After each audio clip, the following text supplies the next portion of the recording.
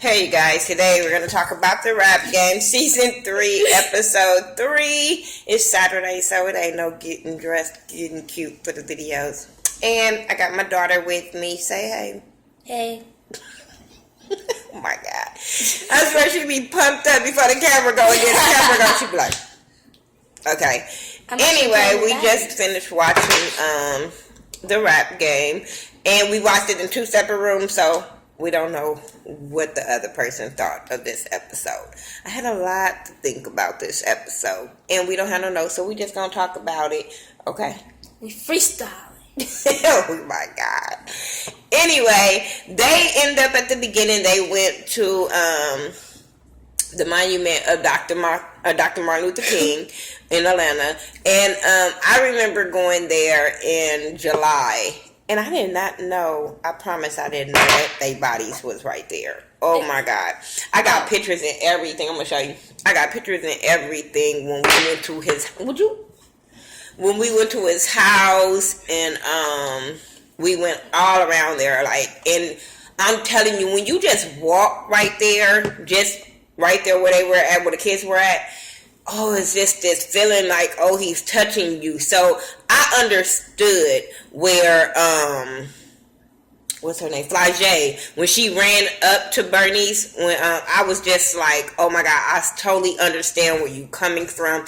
Because when you know and you grow up and you see things like, just to see a lot of things that he had to overcome and stuff like that for us, like, it's powerful. I'm glad that they still teaching that in school. I promise I am. They be taking so much out of school, so much that our kids can learn about their history and stuff like that. And not just our kids, but even white, Mexicans, all that, you know what I'm saying? Well, Hispanics, Asians, whatever. You can see how Dr. Martin Luther King changed where everybody can be able to come together. I just would hate for my daughter to not be able to be friends with her close friends because of the color of their skin. So I thought this episode was really important to talk to them and educate kids that don't really understand who Dr. Martin Luther King is and what he have done for us. So what you think about when they went there? Probably nothing. Because what you thought? Probably nothing. I told you. Because she don't understand the importance of that space, you know what I'm saying? And she not from, that's the down south. So she don't really understand about the racism and stuff like that because she ain't born in that era. And then, when it comes to Black History Month, they don't really go into it. They try to hurry up over everything that's Black history in 1 month. So the kids don't get the full effect no more. So they did that. Then he told them to write a 12-bar rap because they were going to do something important. They were going to be in a festival that happens in Atlanta. So then they go to the studio. They thinking they finna go to the studio, and it's about to go down. But did it happen before they went to the studio? Because Flagey mama irritated my soul. I think it would happen when they was at the studio. So let's go on and then I'll talk about her. They were in the practice hall thingy. Yeah, okay. So yeah, they were there practicing. They walked in and they hear this. Oh no! When they got home, they heard the track. And they were like, wait a minute. Is this gospel? Do we have to rap gospel? And then they started hearing it a little more. But then they got hyped up. But I was just like, kids, where y'all... See, this is why we need to change the music game, I promise. Because I'm like, yeah, Diddy had that little song with the choir. I'm like, it's a lot of people had song with choir. Don't just act like it was just Diddy.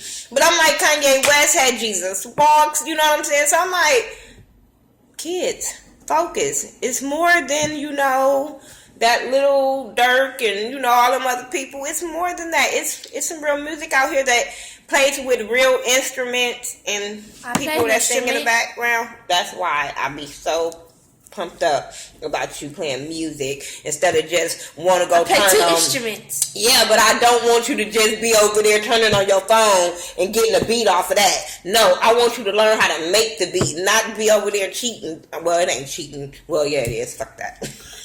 I use my book. Yeah, that's cool. You looking at your book and then you learning how to play an instrument. You not pushing no button and letting the instrument play for you and getting your beat. No. You can do that? Yeah, that's what them kids be doing. I'm just saying. You know, Juju on that beat, all of them stole probably somebody else's beat. I gotta actually play both of my instruments. I'm just saying. Keep on, focus. So they had to do that. And when they went to the dance hall, the little studio hall, that's when they walked in and they saw the choir. And they was a little shocked to see the choir going to be able to sing behind them or whatever. And JD tell them that this time they're going to work together. That they have to all perform on the same time. And it was going to be like a domino effect of one after other, no space in between. You gotta, as soon as somebody ends, you gotta jump right in. Mm-hmm. So I was like, okay, we're going to see how this works, because there's so many different personalities that think they better than the other person. So I was like, okay, let's see how this go. So he starts with Detronata. She kills it the first time. That's why I like her, because I'm like, I know she got it. She disappoints me every week, but I be like, I know this girl got it. Wait, is this episode 4? This is 3. This 3? You sure? Oh yeah, it is 3. It just feel like it's so much be going on. 1. Okay. And then we watched 2, and so okay. This is 3. So yeah, when Detronata went, like I said, she disappoints me. But I know the potential that she has. I know she can do it. You know what I'm saying? What did you think about Detronata performance? At the practice. The practice? I keep thinking about the performance. Okay, go to the practice. The practice, I wasn't really paying attention because I didn't like her. So I wasn't paying attention to her. Okay. Then we have Fly J. The mic kept turning on. Yeah, on her when she first started. So her mama was like, oh hell, here we go. But she did, she picked it up. I like that little part where she was like, I keep my hands up so I can keep my dream. I like that. I was like, okay, if anything that she said, that part stood out to me. Then we had King Roscoe. I like him. I think he's lyrical. I really, really do. He's cocky. Be making me want to pop him. But like I think, he really do. But isn't he like 8? No. I think Fly J is the youngest one in the house. I think she 11 or I don't know how. She's 12. Okay, well I don't think he did. I think he older than her. They might be the same age. I don't know. They all little.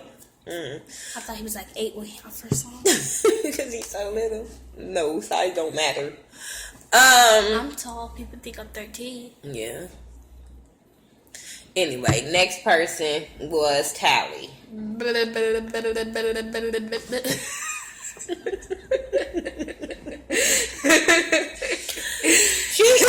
did good. I can't knock her. You know what I'm saying? I just don't be inspired. But she had a dream. I'm just saying. Somebody's at my door. Hold on. But yeah, Tally don't inspire me. But like I said, I didn't have a problem with her performance whatsoever. Then we had Nova.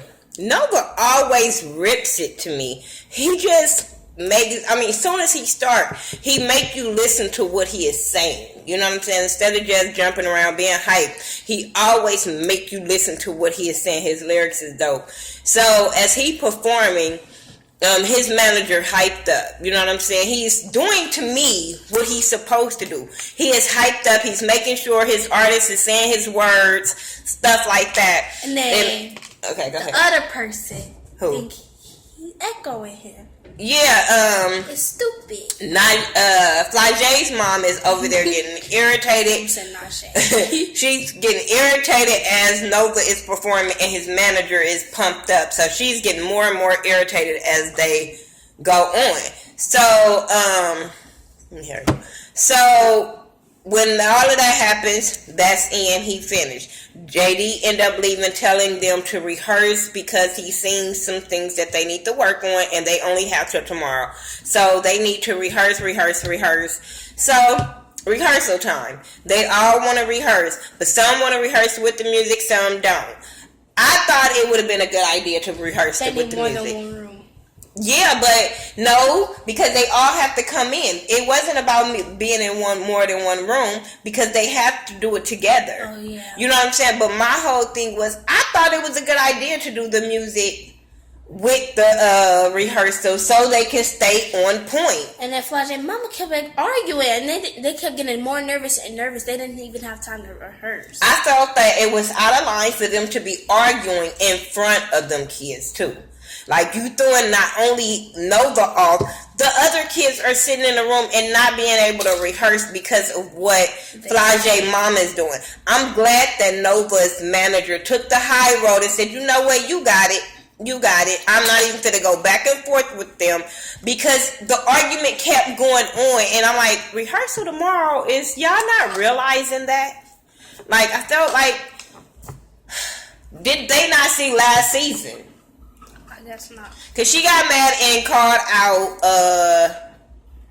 the manager for writing Nova's raps. He was in another room with them. But I was sitting there like, did they not see last season? I don't think so. Because that little girl was sitting, she was getting her stuff sent to her for her to perform. I don't even remember her name. I don't remember her name either, but I remember the little girl. She didn't win anyway, so... but I do remember every week sometimes the people was taking too long to come send her music. She had to remember what the lyrics was and all that kind of stuff. So I didn't understand her getting so hell bent on this guy helping somebody else. Focus on your artist. Focus on her. I'm like, oh my God, it was so irritating to me to just see that go down, especially in front of the kids. So they go back home. Forget all that. They go to the performance part. Let's just go and skip to the performance part. No. Let's go back home. After that, I do appreciate King Roscoe's mom having the parents come and sit together and talk about their differences and see where both of them was coming from and come to a little common ground on how they were going to deal with each other and respect each other. I did like that, instead of letting the beef continue. You know what I'm saying? So I did like that about the parents and how they came together and did all little teen parents thing. I thought that was dope. And I like King Roscoe Mama for always trying to be level-headed in a situation. Okay, now let's go to the performance. Performance time. First, Detronada. She messed up. I told y'all she was disappointing me.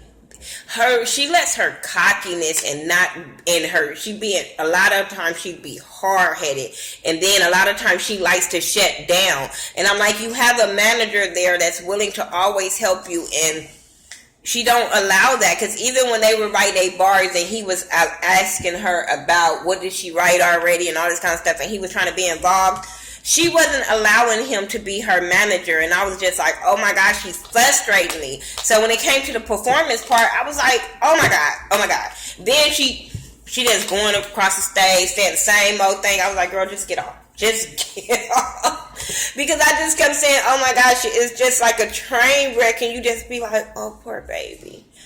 Oh, poor baby. I'm glad she didn't punk out and run off, but I was just like, come on, choir, help her out. Come on. What you thought about? Well, she don't like her, so let's keep on going. I don't want to say nothing mean. I was laughing when she messed up. I was like, ooh, she messed up. Ooh, she messed up. So, then we go to Flage. Flage ended up coming out too early. So, that kind of threw her off. But I thought she did good. I really thought she did good. She should have got like number 3 because she did good. You know, she did try to save it. You know what I'm saying? But he said something about she did a pause. I didn't even notice it. So, whatever. I thought she did good. She said she knew what she was doing. She just didn't want to. That's probably why she was where she was at. Anyway, the next was King Roscoe. He came out. He was doing his thing. I was pumped up for him. And then it was just like, and then he kept going though. But I just still was like, he cocky. When you that cocky, you boy, well, you ain't got time to mess up because he be too cocky. Then you got Tally. Tally came out. She did her thing. I thought she did what she had to do. She said what she had to do. She talked about her dream about, you know, being a rapper and it not being about your race and stuff like that. I really thought that her rap performance was on point. Then you get Nova. Nova, like I said all the time, this is why I want him to win, because every performance he rips it, from the audition process till now. He rips it. He always say something. He always got the crowd pumped up with him. Like I'm gonna root for him until I don't care about who writes for him. Long as he execute, that's all that matters. He a good looking kid. He's marketable. I don't see the problem. That's why I say people hating on him because he's a threat to their kids. And my thing is, y'all should probably figure out what they doing and try to figure out how can y'all be doing what they doing, because he doing what he has to do. He's staying focused and he ain't dealing with y'all drama. Y'all trying to get drama started, and I'm glad he's not entertaining the drama. Get in the camera. So you get on my nerve. So anyway, after the performance, Detronauta's hard on herself, and I felt kind of bad for her, because you know what you want to do, and it just don't come off that way. But like I said, her attitude needs to get in check. And when her manager or brother was trying to talk to her, she was just irritating my spirit. Like, oh, I just wanted to whoop her. Like, just sometimes as black kids, I'm just saying, don't act like y'all don't get whoopings and she needs to get whooped. Well, her manager was her brother? Y'all don't get whoopings, and sometimes y'all need to get whoopings too.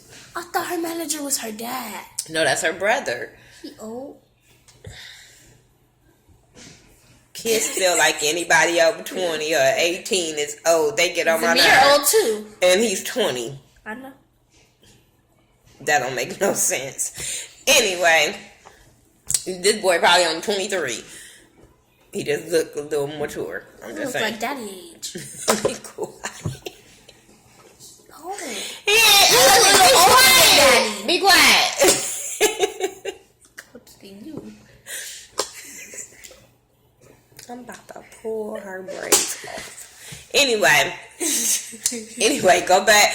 They go in the bus, and she is irritated. They telling her to stop being hard on herself, and she's steady being irritated.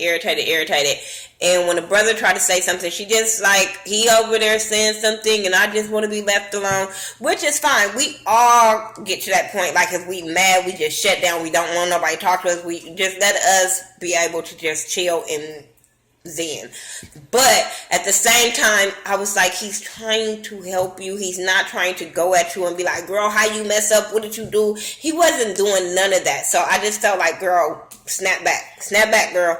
And she started crying, and so King Roscoe's mom went over to her and told her to tried to calm her down, and they did. Her and I kind of felt bad for her. Yeah, King Roscoe's mom and Fly J mom ended up talking to her when they got back to the house, talking to her about her brother. So she ended up wanting to talk to her brother, and they end up coming to a common ground on how to approach each other or whatever. So that was cool.